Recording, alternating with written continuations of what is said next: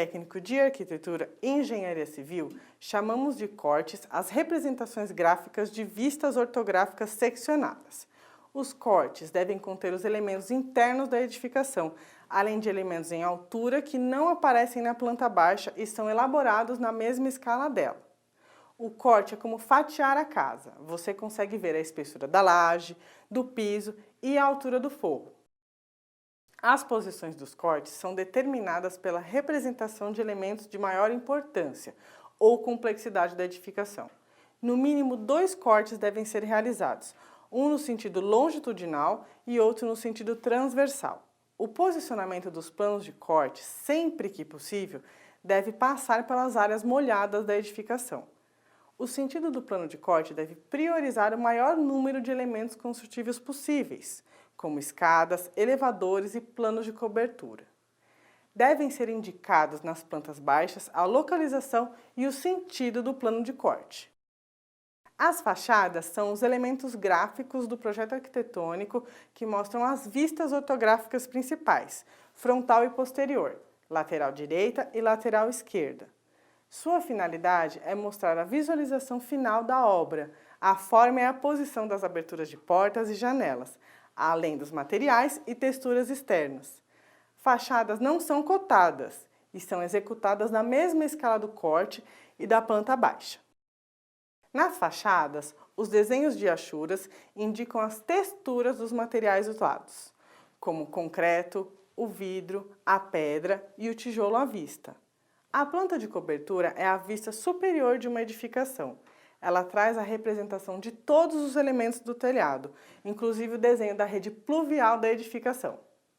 A rede pluvial é o conjunto dos elementos construtivos responsáveis pela condução e direcionamento das águas que caem sobre a edificação.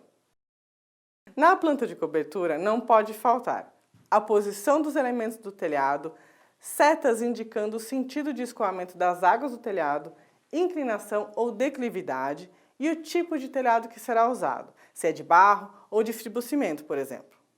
A planta de cobertura é normalmente executada nas escalas 1:50, 1:100 ou 1:200, conforme o número de detalhes e informações.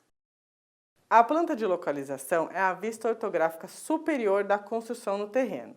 Sua finalidade é identificar o formato, as dimensões e a localização da construção dentro do terreno. Deve ter a informação do contorno externo da edificação amarrado às divisas do terreno. Essa planta precisa conter o contorno do terreno, da cobertura e da edificação, o desenho de construções existentes, tratamentos externos como muros, piscinas e calçadas, a representação da vegetação existente que será plantada, e o poste de fornecimento de energia, hidrômetro, rede pluvial, rede de esgotos e outros serviços. Além disso, deve conter ainda as cotas gerais do terreno, parciais e totais da edificação, amarrações e recuos e a distinção da edificação existente por convenções, as cotas de calçadas, alinhamento predial, meio-fio e a orientação geográfica do lote. Finalmente, na planta de situação são representados todos os elementos necessários para situar o terreno onde a edificação será construída e o seu entorno. A planta de situação é uma vista esquemática em que se representa somente o contorno do lote com suas informações em relação ao quarteirão em que ele está inserido. Alguns elementos do projeto devem ter um nível maior de detalhes. São apresentados em escala maior que os desenhos das plantas anteriores.